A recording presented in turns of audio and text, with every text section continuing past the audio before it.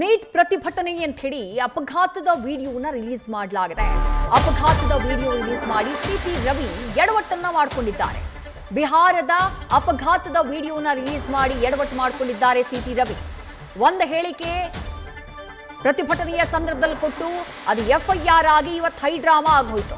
Neat ಹೋರಾಟದ ವೇಳೆ ಮುಲ್ಲಾನಿಂದ ಬೆಂಕಿ ಹಚ್ಚೋಕೆ ಯತ್ನ ಅಂತ ಹೇಳಿ ಒಂದು ವಿಡಿಯೋನ ರಿಲೀಸ್ ಮಾಡಿದ್ದಾರೆ.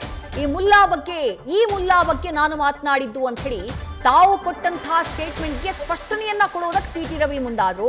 ಆದರೆ ಸ್ಪಷ್ಟನೆಯನ್ನ ಕೊಡೋಕೆ ಅಂತ ಹೇಳಿ ಅವರು ರಿಲೀಸ್ ಮಾಡಿದಂತಹ ವಿಡಿಯೋ ಅದ್ಯಾವುದೋ ಅಪಘಾತದ ವಿಡಿಯೋ. ಆ ವಿಡಿಯೋನ ರಿಲೀಸ್ ಮಾಡಿ ಮತ್ತೆ ಮುಜುಗರಕ್ಕೆ ಒಳಗಾಗಿದ್ದಾರೆ ಬಿಜೆಪಿ MLC ಸಿಟಿ ರವಿ.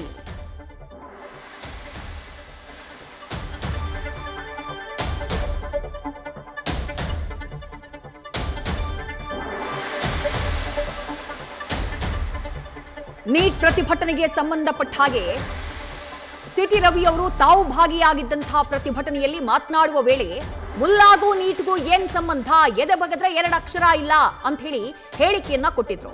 ಆ ಹೇಳಿಕೆ ಆಕ್ರೋಶಕ್ಕೆ ಕಾರಣ ಆಗಿತ್ತು, ವಿವಾದಕ್ಕೆ ಕಾರಣ ಆಗಿತ್ತು. ಅವರ ವಿರುದ್ಧ ಚಿಕ್ಕಮಗಳೂರಿನಲ್ಲಿ FIR ಕೂಡ ದಾಖಲಾಗಿದೆ. ಆ FIRಗೆ ಸಂಬಂಧಪಟ್ಟ ಹಾಗೆ ನೋಟಿಸ್ ಕೊಡೋದಕ್ಕೆ ಅಂತ ಹೇಳಿ ಇವತ್ತು ಸಿಟಿ ರವಿ ಅವರ ನಿವಾಸಕ್ಕೆ ಪೊಲೀಸರು ಹೋದಂತಹ ಟೈಮ್ನಲ್ಲಿ ದೊಡ್ಡ ಮಟ್ಟದಲ್ಲಿ ಆಕ್ರೋಶ ವ್ಯಕ್ತವಾಗಿದ್ದು, ದೊಡ್ಡ ಮಟ್ಟದಲ್ಲಿ ಹೈಡ್ರಾಮಾ ಎಲ್ಲ ನಡೆದು ಹೋಗಿತ್ತು. ಆ ನಂತರ ಪೊಲೀಸರು ಮನೆಗೆ ನೋಟಿಸ್ ಅನ್ನ ಅಂಟಿಸಿ ಅಲ್ಲಿಂದ ತೆರಳಿದ್ರು.